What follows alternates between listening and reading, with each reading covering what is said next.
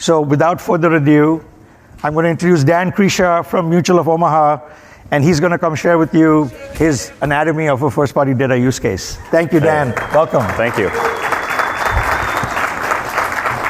Good morning, everybody. How's it going? My name is Dan Krisha, Director of Digital Commerce at Mutual of Omaha Insurance Company. I'm here to talk to you about the anatomy of a first-party data personalization use case. My role at Mutual of Omaha is responsible for on-site performance. The team I lead is responsible for on-site performance, SEO, CRO, UX design, keeping the site running for the products that we support. And what I want to do today is take us a little bit into the weeds.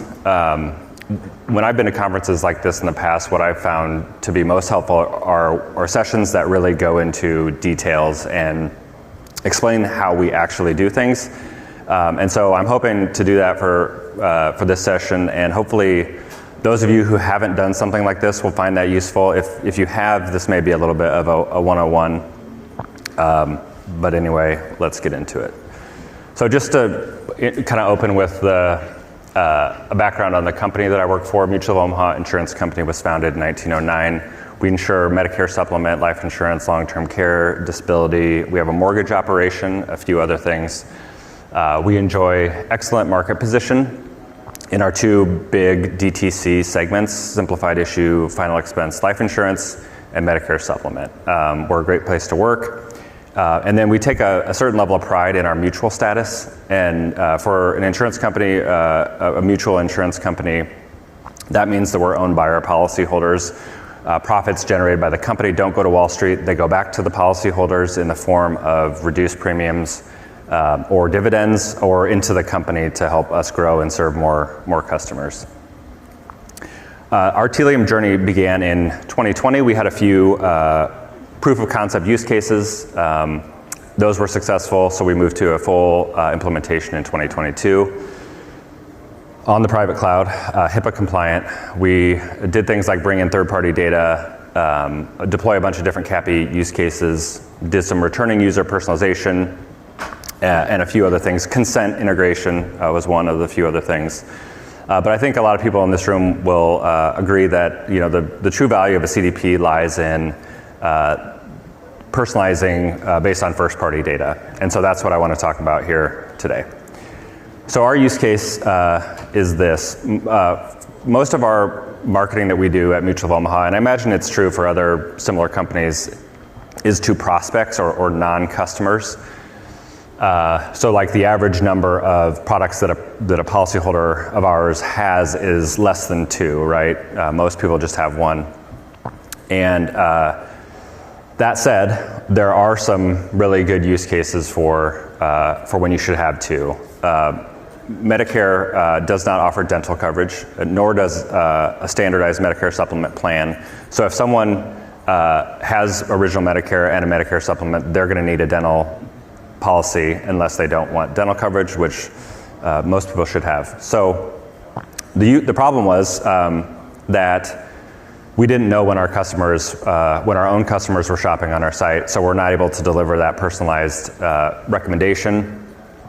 We know from research that maybe 20 or 30% of the users on our site are existing customers. We just didn't know which 20 or 30%. So the use case then is to know when existing customers are shopping on the site, and then deliver that personalized recommendation. So how are we going to do that? These are the steps that I'm going to walk through today. So we need to preload the data to the CDP, stitch that first-party data to users on the site, segment the users that are eligible for a cross-sell, promote that cross-sell with a real-time personalization, and then of course keep it all secure and compliant. I just want to talk through the team involved in all that. So we had a person, which is me, who kind of had the vision, had some subject matter expertise across the different areas that we needed to work in, and then kind of a project manager role. We got people involved from the data science team, Snowflake ETL team. We had a Telium team helping us with implementation of Data Connect.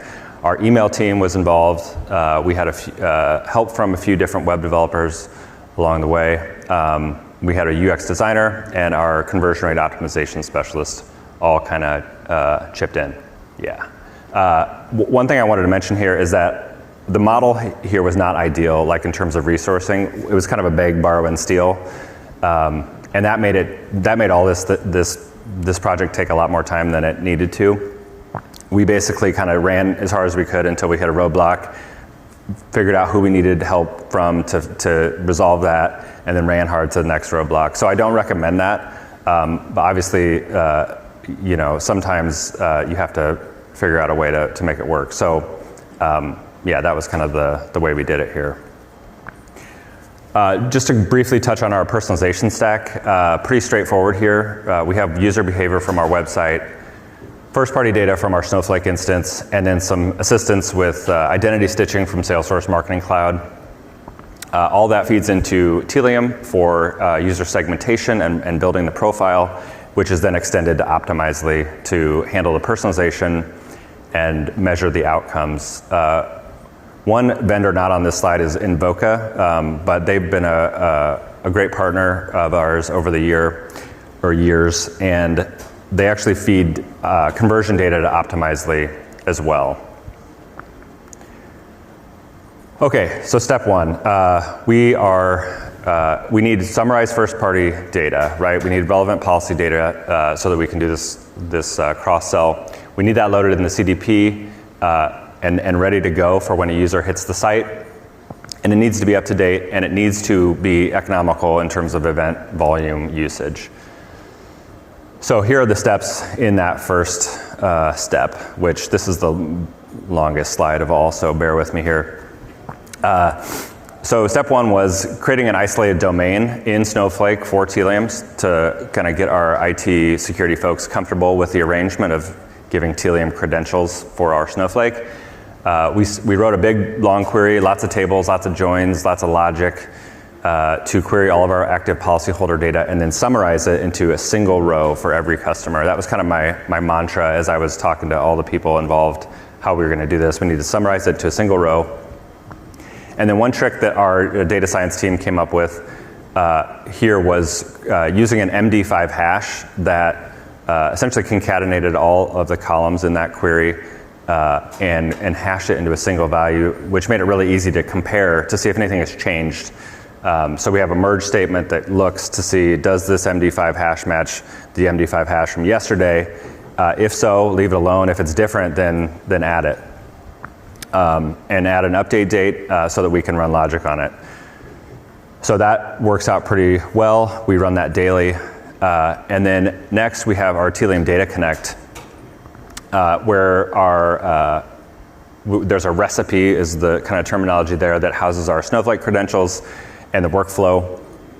So that queries Snowflake, again, like every day after the Snowflake process runs. And there's a kind of a slick step in the middle there where we're able to transform the data coming through that query and adjust the data to make sure that it's going to match what we need it to look like when it hits Telium, and create a calculated column, which we did, which we needed to do, and it worked really well.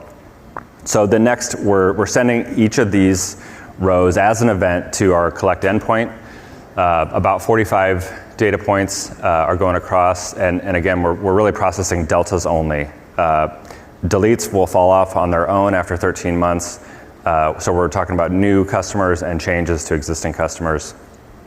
All that data arrives in Event Stream, where we have event attributes set up for it, and then our audience stream attributes that are architected a little bit differently so that users will fall in and out of the audiences that we want them to gracefully. So that's kind of the process. Again, the theme here is actionable data only, and then this architecture is extensible, right? We can add a product, we can add new data points about a customer without having to reload the database. We just need to kind of add it at each point along the way. It'll update the rows that pertain to that, whatever that is, without having to reload everything. And then we've also heard from our Telium team that there are new methods coming soon on the import from Snowflake. So we're excited to hear kind of what those new things will be and how that can make this process better. Okay, next step is to stitch this first-party data to users on our site. Most users on our site are not authenticated, so how do we connect them to their first-party data? Well, some of them are, so let's start with that. So we know when a user logs in to our customer portal, that's kind of the most basic of all stitching use cases, right? We extend the customer ID to the data layer, and then it'll match the customer ID in that first-party data from Data Connect and Stitch. Method number 2, here we have Salesforce Marketing Cloud, and so we send a lot of emails to our customers, as I imagine most people do, and we're able to create this hashed email ID in AMP script in Salesforce Marketing Cloud that is essentially a hash salted version of an email address. And then we're creating the same thing in our first party data profile in that Data Connect transform step. So we're creating that hashed salted email ID there. And so that when someone clicks the link on that email, this hash ID is in the query string, they land on the website, it matches the one from the first party data and it stitches. Method 3 is about the same, except that here we have an email input on the website. So we have various different forms of email offers. And so if someone types in their email address on the website, we're able to do a transform, or a Telium transformation function is what it's called, in the CDH that basically does that same calculation, that same hashed email ID kind of on the fly, and then we stitch again to the first party data profile. So a few comments here. One side benefit of both of those email methods is that they work really well to stitch devices together too, in a non-first party data use case. Someone who fills out an email offer on their laptop and then clicks on that email on their phone, that stitches those two devices together really well. So these two work well in non-first party use cases. A few questions to ask, like where else can we stitch? What other data points can we stitch on? And like one example would be phone number. We stitch on, in some use cases, on phone number. Not this one. Phone number can be a little tricky. Obviously, people share phone numbers. So you kind of have to ask yourself, how accurate does my profile need to be for the use cases that I'm deploying? Because I think in some cases, as long as you're not, showing PII back to the user or sending messages that would be obvious that, we've reached the wrong person here, we can tolerate, 10% of the time we get it wrong. So that's something that I think, we need to ask, can we avoid letting perfection get in the way of good? And then one last comment is that, again, from our Telium team, we've been talking about stitching 2.0 and how we're excited to learn more about that when that rolls out, and how it can improve situations where it's less than ideal, less than one-to-one type data. Okay, step 3, segmenting the audience. This was the easiest part. It took us, over a year to get to this point, and then 5 minutes to write this audience. So that was a good day. We started simple, knowing that our audience would likely be small that we're able to stitch to, so we kept it simple. They do have a MedSup policy. They do not have a dental policy. All right, step 4. So actually promote that cross-sell. This is where Optimizely comes in. We use Optimizely for A/B testing and personalization. We switched to them when Google sunset its Google Optimize product. And it was definitely a learning curve, but we're pretty happy with Optimizely these days, and a lot of flexibility there.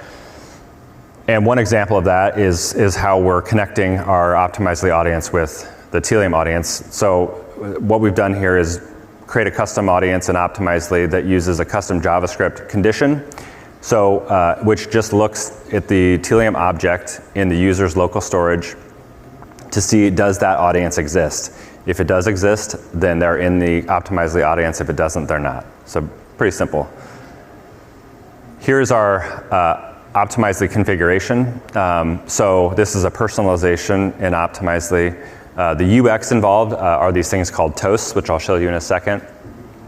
And we have our dental cross-sell as the top the top personalization here, but we also have two other ones. We have a discount and we have an advice center toast as well. And so Optimizely manages the hierarchy. So we set the priority, and then it goes through and determines, if they're in that top audience, then they're getting that experience. If they're not, then we check the second one. If they're not there either, we're checking the third one. And so that works out really well. Optimizely is also keeping track of the KPIs to help us measure, and in addition, we have a 10% holdback on each of these personalizations, again, so that we can measure the impact of the personalization. So here we go, drum roll.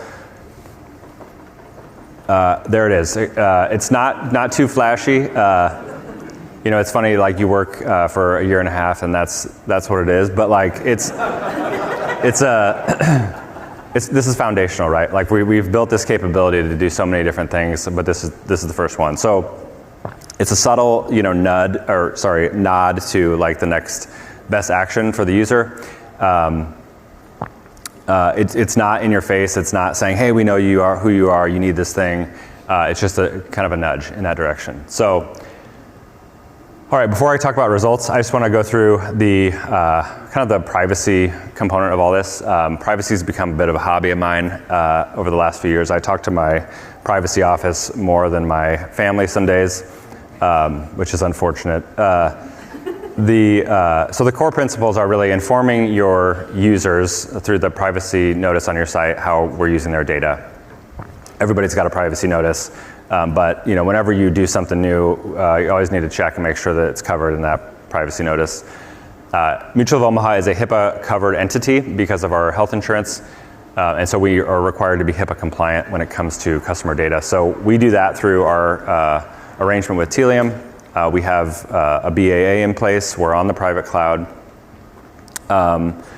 Next, we are not sharing any first-party data with third parties in this use case or any other use cases, just because we don't have the consent to do that. We minimize data risk by, again, short-term retention managed through Telium's 13-month retention. We check on the PII that we have in Telium, we're checking that restricted data box on all those things, which helps keep them out of places that they shouldn't be. And then really, again, only loading necessary data, not loading social security numbers and all sorts of things that we just don't need for these use cases. Okay, so I'll talk through results. So a bit of a spoiler, I guess. The results on this haven't been huge. And I think, you kind of need to be prepared for like, hey, that was the first time we did it. Did it work? Does it do the things? And then where do we go from there? So I'll kind of go through some of the key things that we looked at. So audience reach was one that kind of defines, okay, how many of our potential customers are we really reaching with this personalization? So I mentioned earlier that 20 or 30%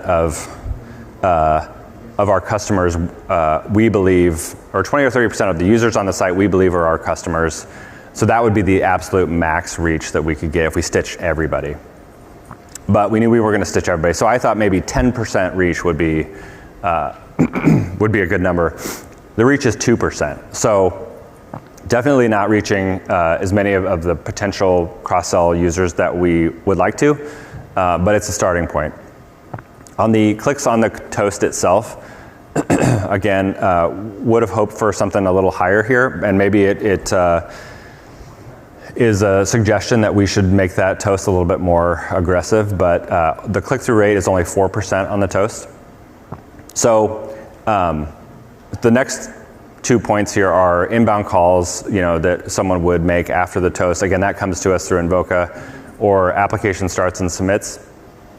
And we are seeing those things, but not at not at the level that we would hope, I guess. And with the holdback, we see these conversion events happening on our personalization side. We don't see them happening on the holdback. So we know it's working directionally. We're just not at a point where we have stat sig. So again, our big takeaway here is that personalization is working, but limited reach is suppressing results. We're going to iterate and continue to work at it. All right, so this is my last slide. There might be time for questions here afterward. So as a proof of concept, like this absolutely did what we wanted it to do, right? We got the data from one place to the CDP, we stitched it to real users, we showed them a personalization, and they are clicking on it and buying policies as a result of all that. So we absolutely did what we set out to do. Where do we go from here? We want to test a stronger message. We want to try putting that personalization in different spots to find, see if we can find more of those users. We want to try new ways of stitching, like I described. Look at different cross-sell scenarios, different products that pair well with each other, and then on to some different first-party data use cases. Kind of the holy grail for us would be like a customer retention use case. In the insurance business, it costs a lot of money to acquire a customer, and then the value of that customer comes to you over the years. And so anything you can do to keep people from leaving is just got a huge benefit to the company. So that's kind of something we've got our eye on as well. Okay, so yeah, parting words would just be, keep at it. If you're in a similar trajectory to where we were, where things are taking a long time, keep at it. You'll get there eventually, and then don't get discouraged if results of the first thing, aren't tremendous. Okay, I think we got a few minutes for questions if anybody has anything.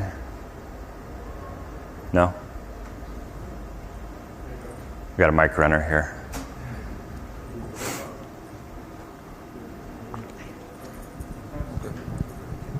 Yeah. Hey, actually, two questions. So, at the beginning, you mentioned that in your team you had a data scientist. So, if you have to repeat this for other use cases, do you have to involve data scientists each time? So we should. So yeah, the question is, do we need to re-involve the data science team each time? I think it would depend on what additional data we want to use.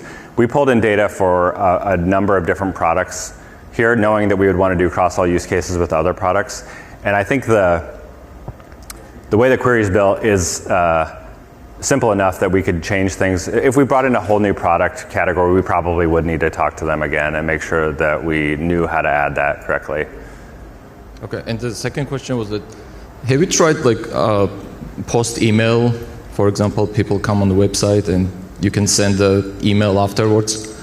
No, not in this use case. We do send emails, like email journeys through Salesforce Marketing Cloud for other use cases, but we haven't tried it on this one. So that might be another thing we should look at. Thank you. Did you guys try the server-side connectors and then compare it to that data layer enrichment, or did you just jump into the data layer enrichment? For which part? The Telium Optimizely integration. Oh, yeah, good question. We decided we didn't want to pay Optimizely for the extra cost for the integration, so I don't know how that works. Maybe if we pony up a few extra bucks, we'll be able to try that piece out. But yeah, we're just looking on the client side for now.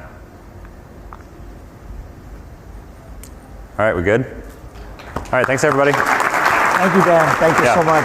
You bet. Thank you.